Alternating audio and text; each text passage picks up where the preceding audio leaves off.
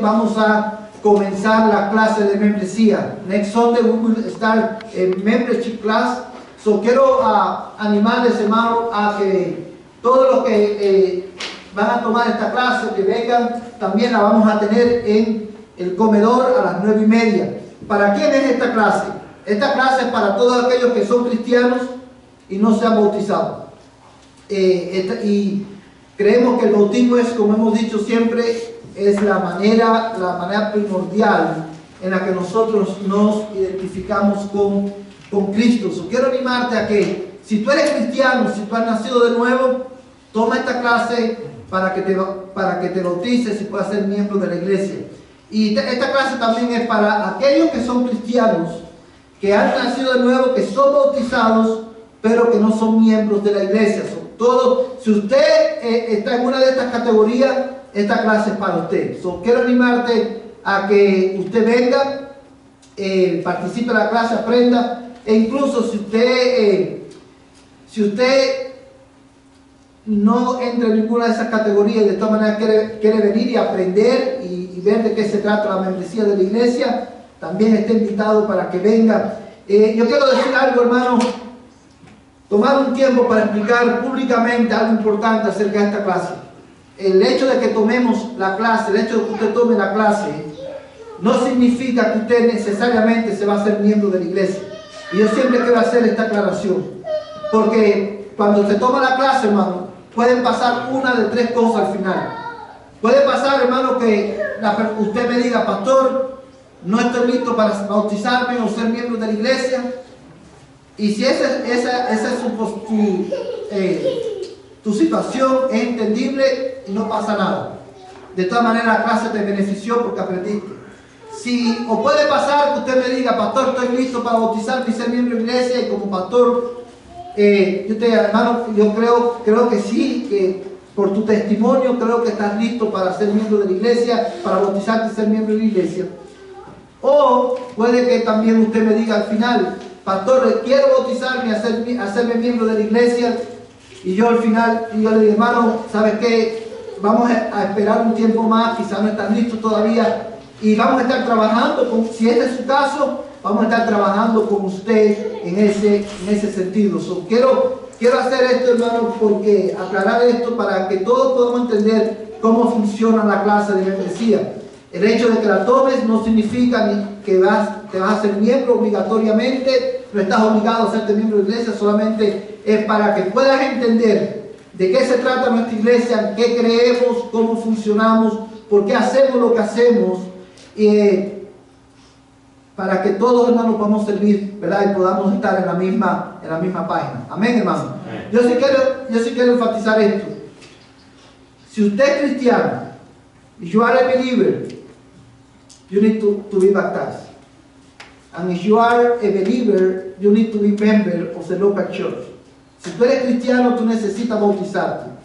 Y si tú eres cristiano, tú necesitas ser miembro de la iglesia local. Quiero animarte a que tú pienses acerca de esto. También, hermano, quiero anunciar que el próximo domingo también vamos a tener nuestro servicio de Santa Cena en el servicio de la tarde.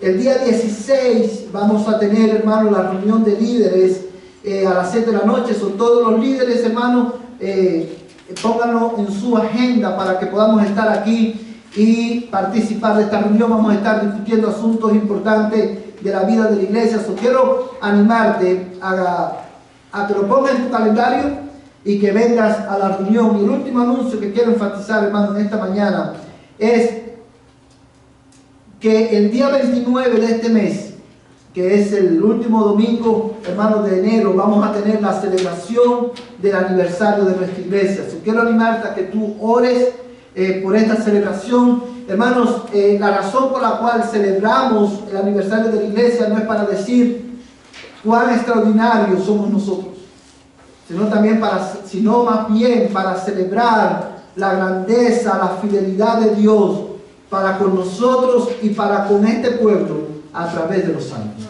Porque al final del día, nosotros, cada celebración de aniversario, nosotros recordamos que estamos aquí porque Dios nos ha sostenido. Amén, hermano. Quiero que ore por esta celebración, hermano, y que venga dispuesto. Tráete a un invitado contigo para que pueda escuchar lo que Dios ha hecho con nosotros. Amén, hermano. Estos son los anuncios, hermano. Quiero invitarte a orar en esta mañana. Vamos a pedir al Señor que Él nos hable, que Él pide a Dios en este día que Él trate con tu alma y que tú puedas salir de aquí hoy edificado en tu fe, amando más al Señor. Vamos a orar. Padre Celestial, en esta hora yo alabo tu nombre y te doy gracias, Señor, por tu misericordia, por tu bondad, por tu gracia infinita. Te doy gracias, Señor, porque tú has tenido compasión de nosotros. Tú has tenido, Señor, misericordia de nosotros. Y es por eso que hoy estamos aquí. Señor, te damos gracias, Dios mío, porque hoy podemos celebrar, Dios mío, la llegada de un nuevo año, porque tú nos has renovado tu misericordia, Señor, Dios mío, y por eso hoy queremos adorarte. Yo te doy gracias por la vida de cada hermano y cada amigo que está aquí en esta mañana. Gracias, Señor, porque tú nos has traído, tú has movido nuestros corazones a congregarnos en tu casa para adorar tu nombre, proclamar tu fidelidad y escuchar tu palabra ser predicada. Yo quiero rogarte, Dios mío, en el nombre de Jesús, que al escuchar tu palabra en este día, tu Espíritu Santo tome la Escritura y la aplique, Señor, a nuestros corazones. Quiero rogarte, Dios mío, en el nombre de Jesús, que tú abras nuestros corazones de par en par, para que podamos, Señor, recibir tu palabra con humildad, para que podamos, Señor, Padre Celestial, someternos a ella. Abre nuestro entendimiento, Señor, para que podamos entender el mensaje que tú quieres darnos en este día. Yo te lo ruego, oh Dios, en el nombre de Jesús. Padre Santo, yo también te suplico en el nombre de Cristo, Señor, que tú seas en esta mañana con la familia Pajones.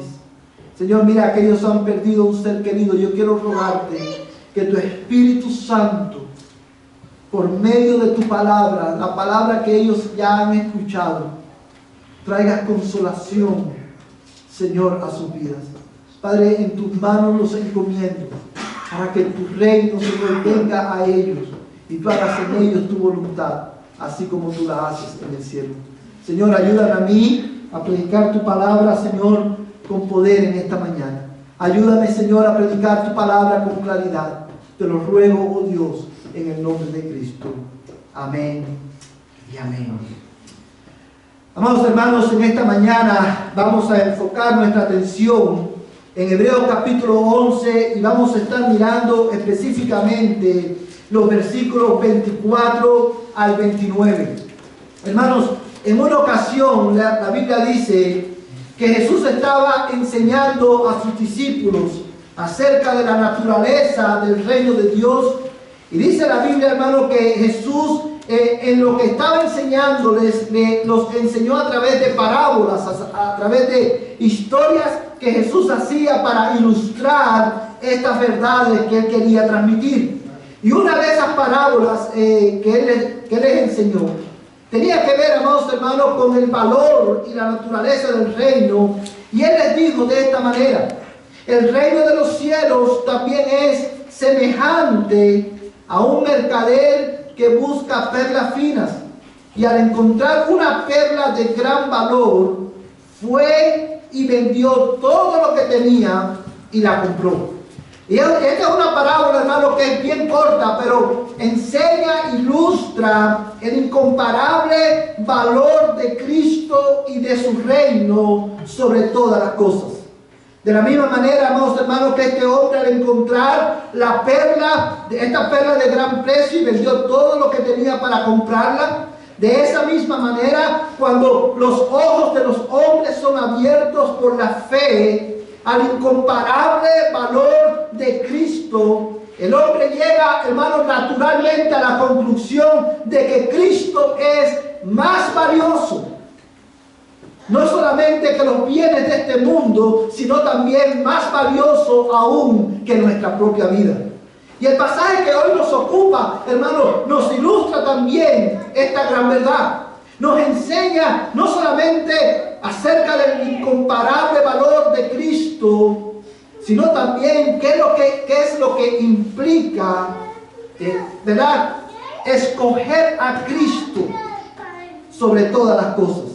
Amados hermanos, en estos versículos el Espíritu Santo inspira al escritor bíblico para tomar el ejemplo de Moisés, para ilustrar, hermano, el efecto, hermano, de la fe en el intelecto, en los afectos y en la voluntad del hombre.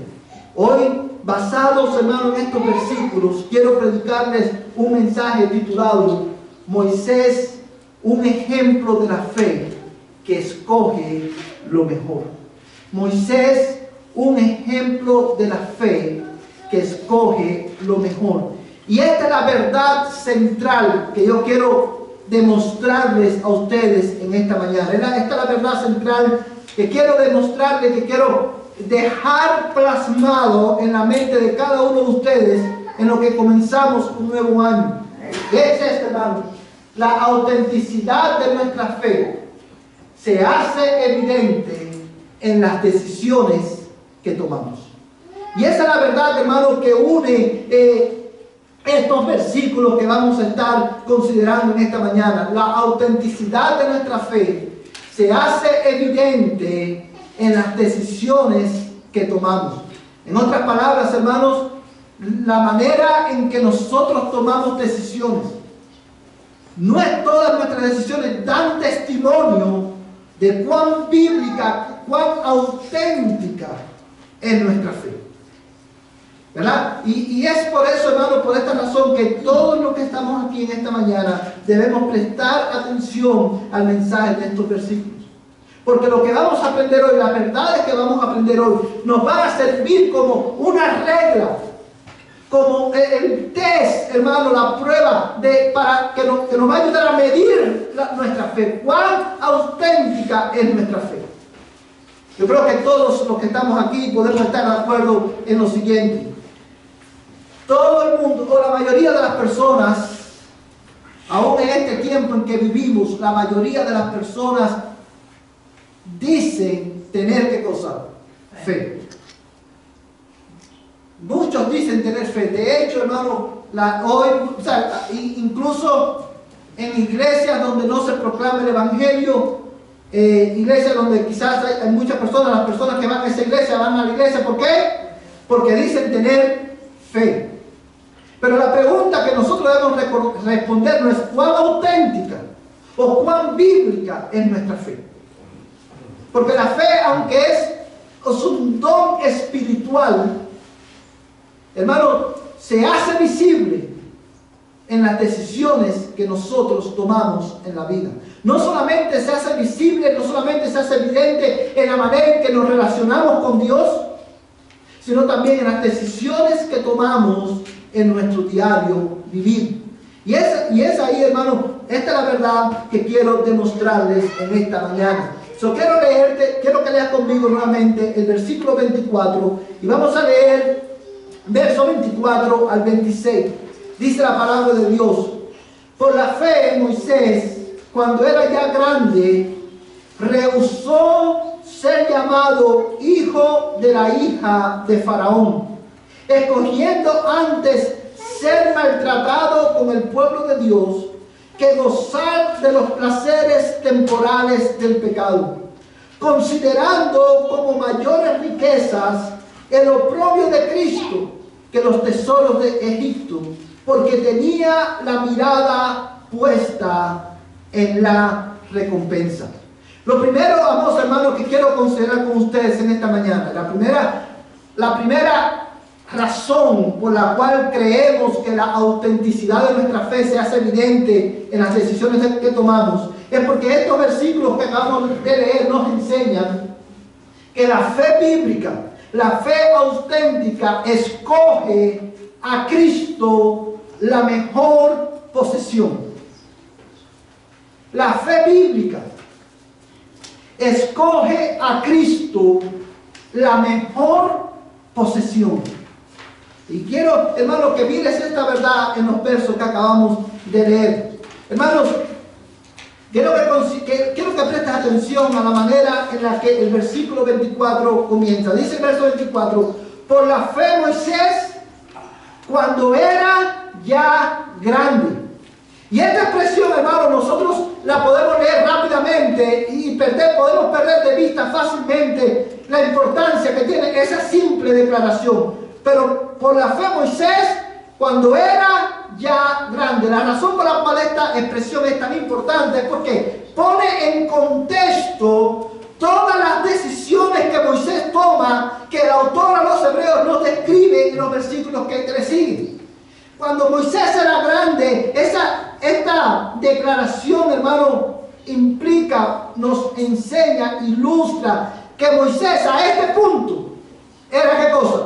Un adulto. Era un hombre ya maduro. Si usted sigue la línea del texto, el flujo del texto, en el verso 23 habla de la fe de los padres de Moisés. Dice, cuando Moisés era niño, fue escondido por sus padres. Y en el verso 24, el autor de los hebreos retoma la historia de Moisés, pero él va desde la niñez, va directo a la adultez. Para dejar claro que a este punto Moisés ya era un hombre adulto, era un hombre maduro. ¿Y por qué eso es importante? Eso es importante en nuestro texto porque las decisiones que él toma, no las toma bajo un impulso emocional. No las toma por inmadurez. ¿Verdad que muchas veces, hermanos, cuando una persona toma decisiones incorrectas o cuando nuestros hijos toman decisiones incorrectas, ¿qué es lo primero que nosotros decimos? Oh, esto lo hizo porque es joven. Era inmadurez de la vida, ¿verdad? Pero Moisés tomó decisiones radicales, no por inmadurez, ni tampoco por ignorancia. Porque él por muchos años, ya él había crecido, hermano, en la corte egipcia, como hijo de la hija de Faraón. Él había disfrutado, ya él conocía los placeres, los privilegios de ser parte de la corte de Egipto. No era por ignorancia, no era por inmadurez, ya él era un hombre maduro. Las decisiones que él las toma movido, impulsado, fortalecido por su fe, por lo que él creía acerca de Cristo. Y yo quiero que tú mires, hermano, esto en los verbos que aparecen en estos versículos. Miren el verso 24. Por la fe Moisés, cuando era ya grande, ¿qué hizo? Rehusó ser llamado hijo de la hija de Faraón. Verso 25. En el verso 24 está el verbo rehusar, lo cual indica una acción deliberada. Él rehusó, él se negó a identificarse como hijo de la hija de Faraón. Él se negó a identificarse como el heredero del trono de Egipto. Mira el verso 25. Escogiendo antes ser maltratado por el pueblo de Dios que gozar de los placeres temporales del pecado. ¿Cuál es el verbo que vemos ahí? Escogiendo, lo cual indica ¿qué cosa? Otra acción deliberada. Él tenía delante de él opciones y él escogió una de ellas.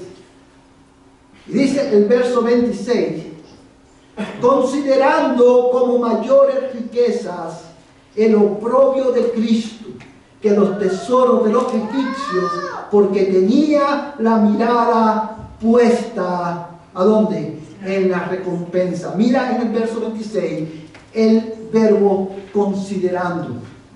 Estos tres verbos son muy importantes: rehusar, escoger y considerar. Y la razón por la cual es importante es porque estos verbos, el verbo rehusar y el verbo escoger, hablan, ilustran del efecto de la fe en la voluntad del hombre.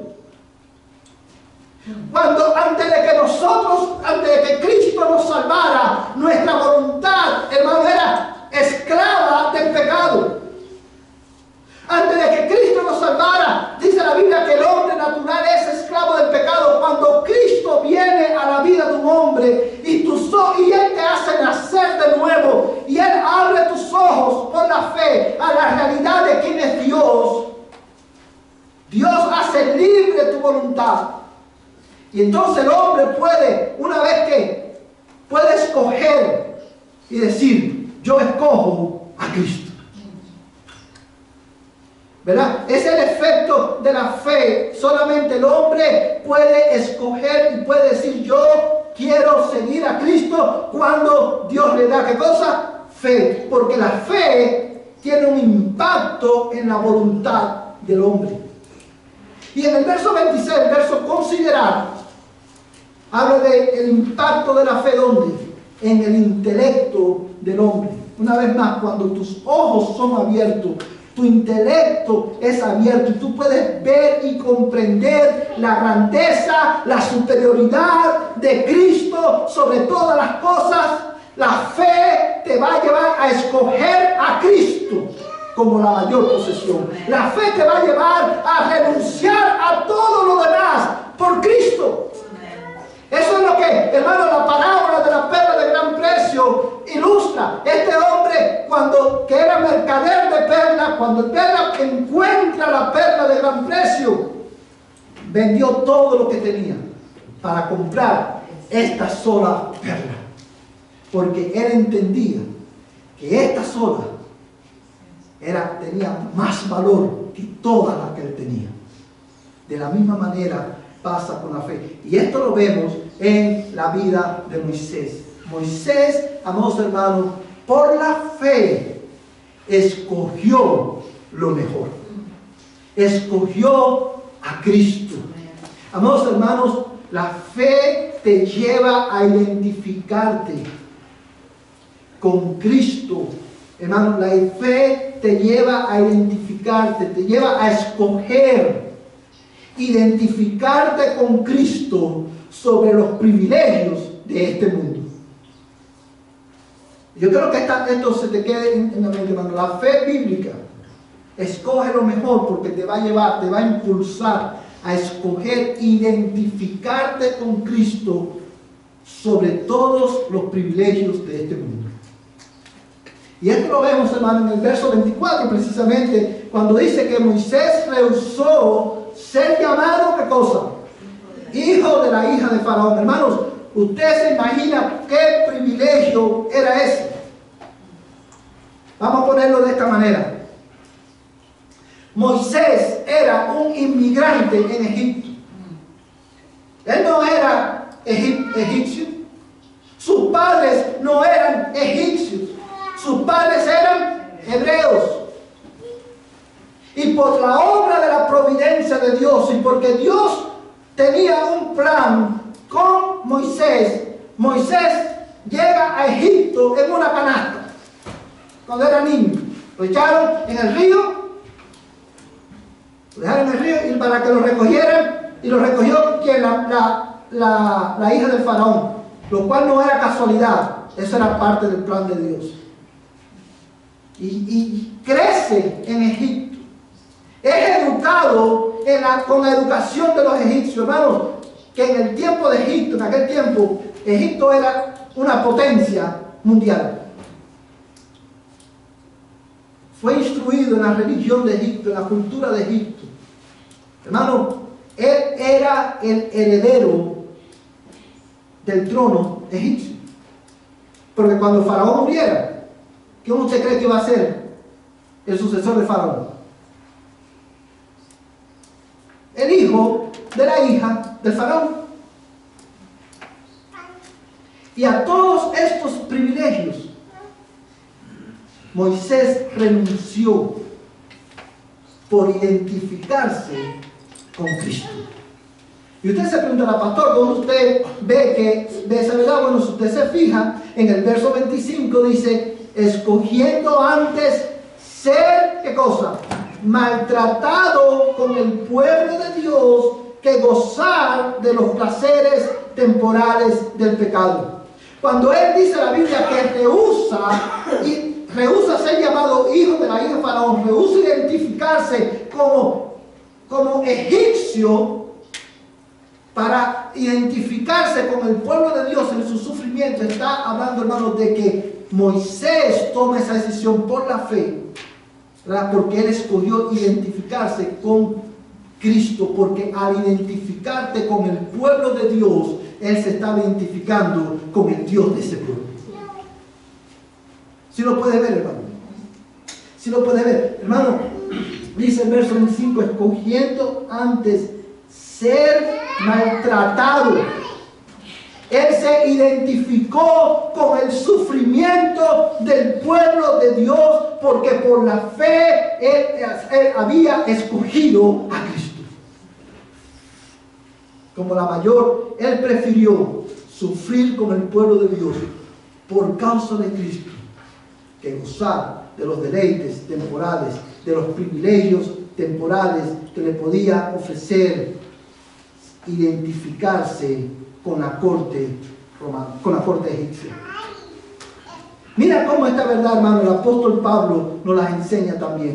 Vamos a buscar en nuestra Biblia Filipenses capítulo 3, versos 7 al 9.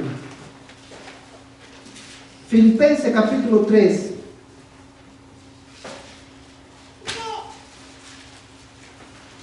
Versos del 7 al 9.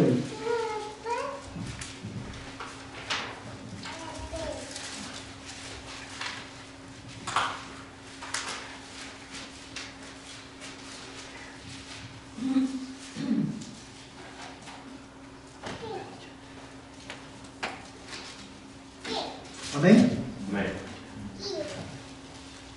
Dice la palabra de Dios de esta manera. Filipenses capítulo 3, versos 7 al 9. Pero todo lo que para mí era ganancia, lo he estimado como pérdida. ¿Por qué? Por amor a Cristo. Y aún más, yo estimo como pérdida todas las cosas en vista del incomparable valor de conocer a Cristo Jesús, mi Señor, por quien lo he perdido todo y lo considero como basura a fin de ganar a Cristo y ser hallado en Él, no teniendo mi propia justicia derivada de la ley, sino la que es por la fe en Cristo, la justicia que procede de Dios sobre la base de la fe. He aquí el testimonio de otro hombre privilegiado, el apóstol Pablo.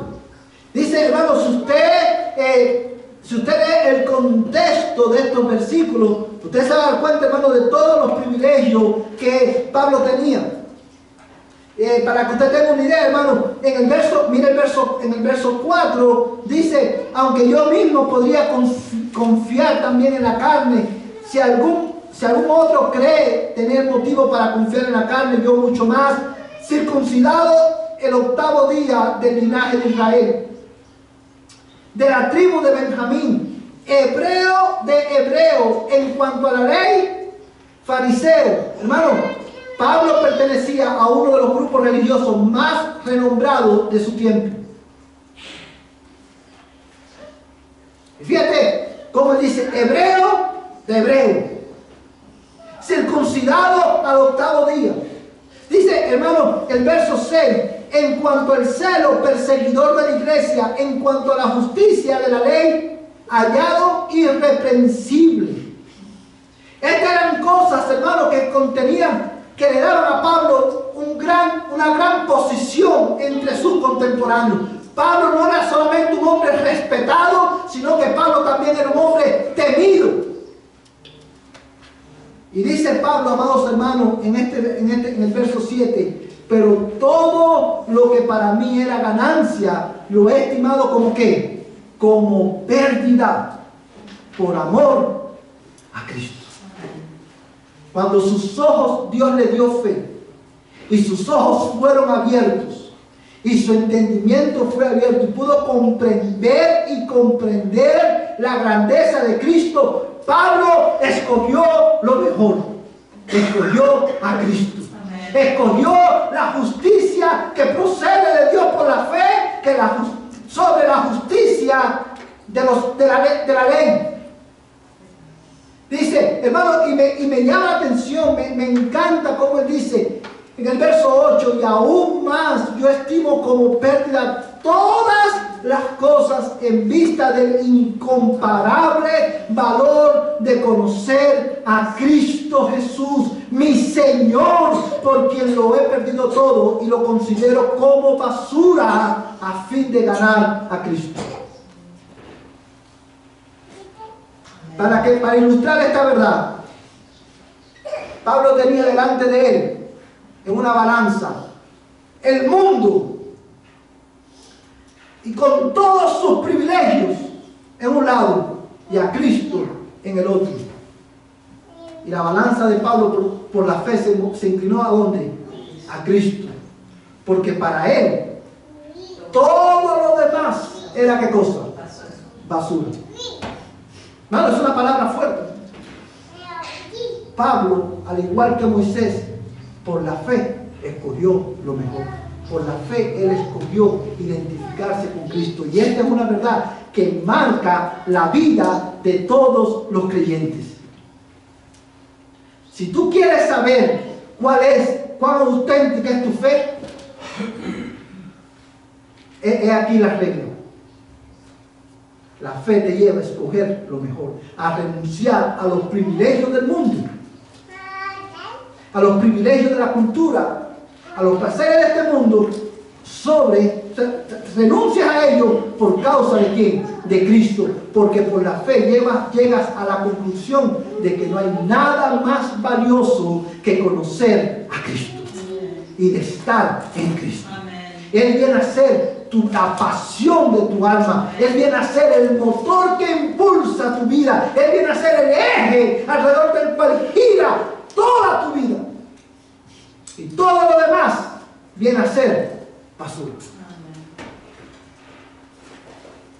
A esto los incrédulos le llaman fanatismo. La Biblia lo llama fe bíblica. Fe auténtica. Y quizás usted se preguntará, hermano, pero ya nosotros no estamos, no ocupamos la posición que ocupaba Moisés. Pero quizás, hermano, déjame ponerte un ejemplo de cómo esto se pone de manifiesto en nuestro día a día. Quizás tú tienes una buena posición de trabajo. Y quizás llega el momento que para retener esa posición de trabajo, tú tienes que alinearte, identificarte con los principios religiosos y culturales de nuestros tiempos. Por ejemplo, tú trabajas donde quiera que tú trabajes, uno de tus compañeros se identifica, dice, no quiero que me digan, si soy mujer, no quiero que me digas, que me ponga un nombre de mujer, quiero que me llames y me identifiques como un hombre. ¿Sí saben de lo que estoy hablando, verdad? Hay hombres que hoy en los centros de trabajo, en las escuelas, te dicen, ¿sabes? Mujeres que se ponen nombre de hombres y quieren que tú lo llames como un hombre. O en la escuela o en tu trabajo te dicen tienes que alinearte con esta ideología de género para tú poder mantener la posición que tú tienes en este trabajo. ¿Qué vamos a escoger? ¿Qué vamos a escoger? La fe te va a llevar a identificarte con Cristo.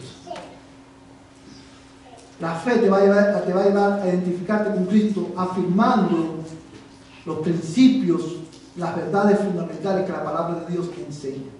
Déjeme decirle algo, hablando de esto, los cristianos no solamente afirmamos que el matrimonio es entre un hombre y una mujer porque somos conservadores.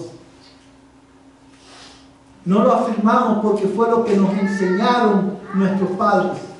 Lo afirmamos por la fe en Jesucristo.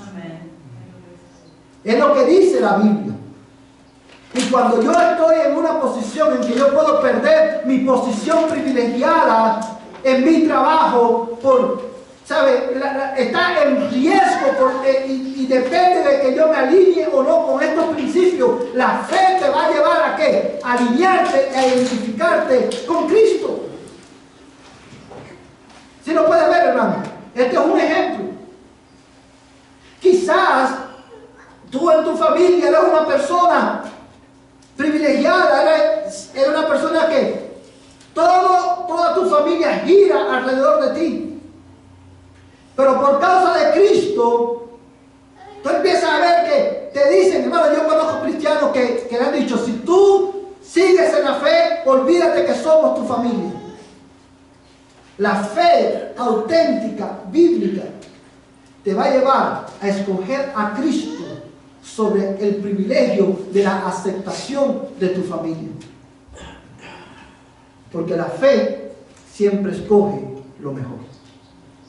La fe, amados hermanos, escoge a Cristo, no solamente sobre los privilegios de este mundo, sino que también escoge a Cristo sobre los placeres temporales de este mundo. Si usted se fija, hermano, vamos a regresar a Hebreos capítulo 11. Mira el versículo 25. Escogiendo antes ser maltratado con el pueblo de Dios que gozar de los placeres temporales del pecado. Amados hermanos, quiero que note la expresión al final del texto. Que gozar de los placeres temporales, ¿de qué? Del pecado. Moisés escogió sufrir por causa de Cristo, renunciando a los placeres temporales del pecado, porque él consideró, él entendió precisamente que el placer del pecado, ¿cómo es? Temporal. El placer del pecado es temporal, como también es temporal los sufrimientos por causa de Cristo. Pero el gozo de Dios, el gozo de estar en Cristo, permanece para siempre. Hermanos, yo quiero hablarles por un momento a los niños, a los adolescentes, especialmente a los niños y a los adolescentes, y también a los adultos. El pecado, nosotros no ignoramos que el pecado produce placer.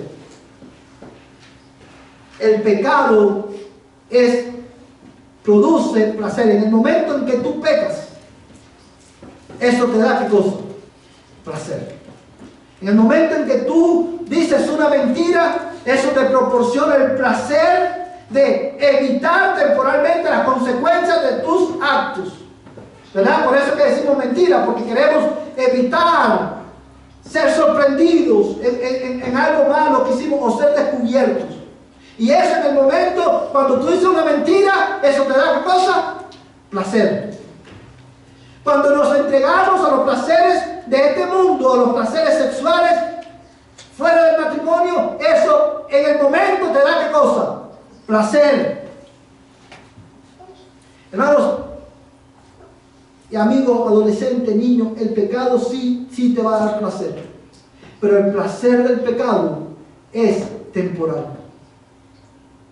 Y no se compara con la gravedad de sus consecuencias en esta vida y en la vida venidera.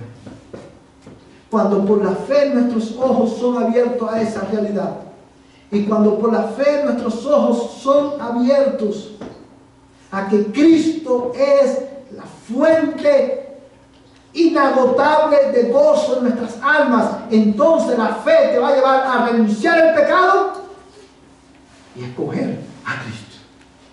Aunque eso te cueste sufrir por causa de Cristo. Porque tú vas a entender que el sufrimiento por causa de Cristo es temporal, pero su gozo es eterno. Mira conmigo este pasaje de la Escritura, que es lo que buscas ahí en tu Biblia. Salmo 87, versos del 6 al 7. Salmo 87, versos del 6 al 7.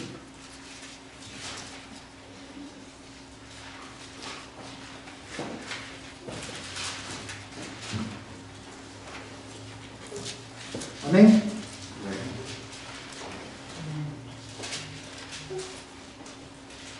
En este versículo está describiendo, o el Salmo como tal, está describiendo los privilegios, hermanos, de los ciudadanos del pueblo de Dios, de la iglesia, del pueblo santo de Cristo. Dice el verso 6, en ese contexto, dice el verso 6, hermanos, el Señor contará al inscribir los pueblos. Este nació allí. ¿Este nació a dónde?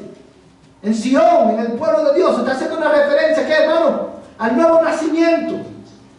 Salmo 87, verso 6. Y dice el verso 7, entonces todos los cantores como los flautistas dirán, en ti están todas mis fuentes de gozo. Amados hermanos, la fe te lleva a escoger a Cristo como la fuente superior de gozo en tu vida. Y te lleva de esa manera a renunciar a los placeres temporales del pecado. Vamos a volver a Hebreos, hermanos. Yo quiero hacerte una pregunta en esta mañana. Antes de leer, continuar con Hebreos, quiero preguntarte en esta mañana, ¿cuáles son las fuentes de tus placeres? ¿Cuál fuente de placer tú has escogido para ti? ¿Dónde tú buscas el placer de tu alma? La fe te va a llevar a escoger a Cristo y a confesar, en ti están todas las fuentes de gozo. Fuente inagotable de gozo. ¿Cuál fuente has escogido tú? ¿Cuál fuente de gozo y satisfacción escogiste este año que acaba de terminar? Mira Hebreos 11, hermano, verso 26, dice, considerando como mayores riquezas el oprobio de Cristo que los tesoros de Egipto, porque tenía la mirada puesta en la recompensa. Amados hermanos, la fe bíblica escoge lo mejor, porque escoge a Cristo sobre todos los tesoros de este mundo. No solamente sobre los privilegios de este mundo, no solamente sobre los placeres temporales del pecado, sino que también la fe bíblica te va a llevar a escoger, hermano, a Cristo como el mayor tesoro, la mayor posesión de tu vida. Hermano, cuando dice el texto que Moisés escogió, consideró como mayores riquezas el oprobio de Cristo que los tesoros de los egipcios. Cuando habla de los tesoros de los egipcios, no está hablando de 3 kilos, hermano. No está hablando de 3 centavos. Moisés tenía el mundo a sus pies, pero él consideró que era mejor, su mayor riqueza no era esa, sino que su mayor riqueza era sufrir por causa de Cristo. ¿Por qué? Porque dice el texto, tenía la mirada puesta en la recompensa. ¿Cuál era la recompensa? Cristo y su gloria. Amados hermanos, he aquí la marca, una de las marcas de la fe auténtica. La fe bíblica siempre te va a llevar a escoger a Cristo, conocer más a Cristo, crecer más en Cristo, que adquirir bienes de este mundo. Y yo sé que la cultura en la que vivimos nos enseña lo contrario. Y yo sé que todos nosotros vinimos a este país ¿a qué? ¿A qué vinimos, hermano? A tener mejor vida. Pero la fe bíblica y auténtica te va a llevar a escoger a Cristo sobre el tener la mejor vida que tú puedes alcanzar en este país. Y eso en la práctica se va a ver que si tú tienes que escoger entre trabajar overtime sobre el venir a la iglesia y aprender más de Dios, la fe te va a llevar a qué? A escoger a Cristo. Porque tú dices, Cristo es mejor que lo que yo puedo ganar en mi overtime.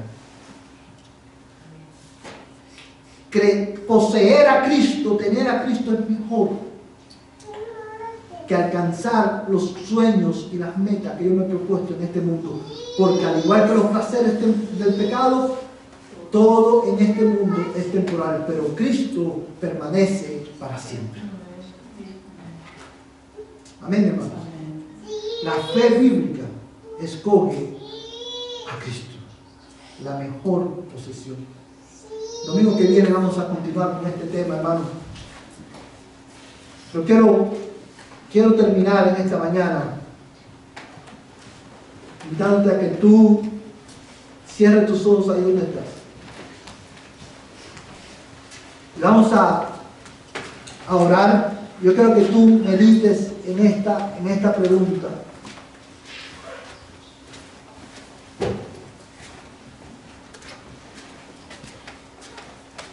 ¿Cuál es el testimonio que las decisiones que has tomado en este año que acaba de terminar? ¿Cuál es el testimonio que tus decisiones dan acerca de tu fe? La fe te va a llevar a escoger a Cristo. ¿Qué vas a escoger este año? ¿Hacia dónde van a estar inclinadas tus decisiones?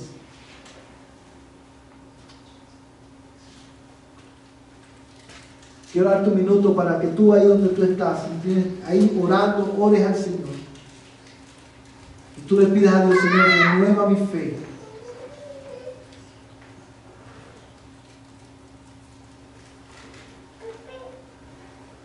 Y confesemos, hermano, nuestro pecado al Señor, porque no siempre, en este año que acaba de terminar, no siempre hemos escogido lo mejor.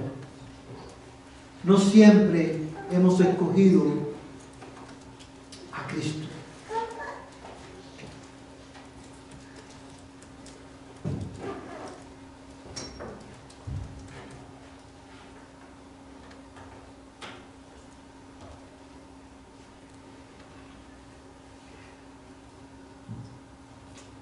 Padre, en esta mañana venimos delante de ti para alabarte y darte gracias, Señor, porque hemos podido meditar, considerar, Señor, en las verdades absolutas de tu palabra. Señor, gracias por el testimonio de la Escritura, que nos convence, Señor, de pecado, que nos convence, Señor, de justicia y juicio, como dice tu palabra. Gracias por el testimonio de la Escritura, por medio de la cual tu Espíritu Santo nos lleva a Cristo. Yo quiero pedirte, Señor, en esta hora, en el nombre de Jesús, que lo que hemos aprendido, Señor, hoy tú lo grabes en nuestra mente, en nuestros corazones. Señor, yo te ruego en el nombre de Cristo que lo que hoy hemos aprendido tenga un impacto, tú lo uses para cambiar la manera en que nosotros tomamos decisiones. Queremos tomar decisiones, Señor, influenciadas por la fe, por lo que creemos, Señor, por lo que estamos convencidos acerca de ti, Señor, sobre el testimonio de tu palabra. Ayúdanos, Señor, renueva nuestra fe y ayúdanos, Señor, a escoger el honrarte a ti, el glorificarte a ti, el agradarte a ti sobre todas las cosas. Ayúdanos a entender, Señor, a considerar a Cristo como la fuente de toda satisfacción en nuestras almas. Yo te lo ruego, oh Dios, en el nombre de Jesús. Amén. Vamos a ponernos en pie y vamos a terminar cantando al Señor este canto. Tú satisfaces